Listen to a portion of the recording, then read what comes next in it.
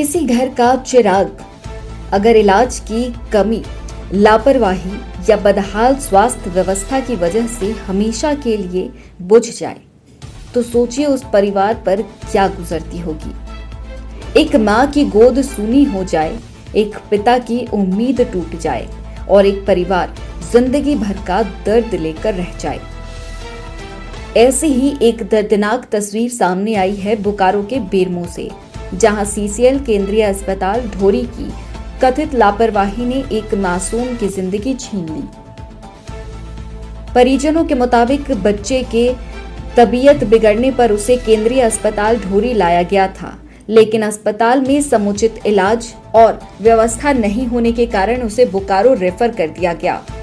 परिवार का आरोप है कि जिस ऑक्सीजन सिलेंडर के सहारे मासूम की सांसें चल रही थी वो रास्ते में ही खत्म हो गया और अस्पताल पहुंचने से पहले ही बच्चे ने दम तोड़ दिया।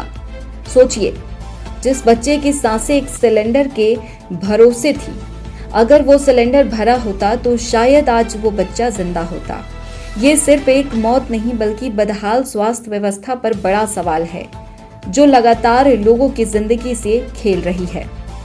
केंद्रीय अस्पताल ढोरी पर पहले से ही रेफर अस्पताल होने का आरोप लगता रहा है। यहाँ गंभीर मरीजों को अक्सर बेहतर इलाज के नाम पर बाहर भेज दिया जाता है, लेकिन सवाल ये है कि आखिर कब तक मरीजों को सिर्फ रेफर किया जाता रहेगा? कब तक इलाज के नाम पर जिम्मेदारियां टाली जाती रहेंगी? इस घटना ने अस्पताल की तैयारी, ऑक्सीजन व्यवस्था और स्वास्थ्य सेवाओं की सच्चाई को उजागर कर दिया है। अब सबसे बड़ा सवाल ये है कि क्या सिर्फ अस्पताल की इमारत बना देने से जिम्मेदारी पूरी हो जाती है, या फिर वहां जरूरी संसाधन और पुख्ता इंतजाम भी होने चाहिए? एक माँ का दर्द, एक परिवार का रोना और एक मासूम की मौत अब व्यवस्था से जवाब मांग रही है। नहीं दिखाने के लिए गए थे, उस टाइम उसको बताना चाहिए कि हम नहीं सकेंगे, अब ले जाइए। तो सुइया दवा दे रहा है, पूरा देर तक दिया, ठीक है, तो उनको बोलना चाहिए। उसके बाद बहुत देर के बाद जब मेरा फैमिली लोग गए तब फिर बोला कि इसको ले जाइए, नहीं सकेंगे। ऑक्सीजन लगाए, ऑक्सीजन लेने नहीं सक रहा है, ऑक्सीजन लगाइए। तो फिर आया डॉक्टर, उसके बाद में नेट नर्स आई और नर्स ही ऑक्सीजन लगाई। नहीं, उसके बाद फिर दूसरा जब ऑक्सीजन चेंज किया ना, इधर हलाया बाबू तो वहाँ चेंज किया ना, उस टाइम बोला ऑक्सीजन नहीं हो ही नहीं रहा था, ठीक है।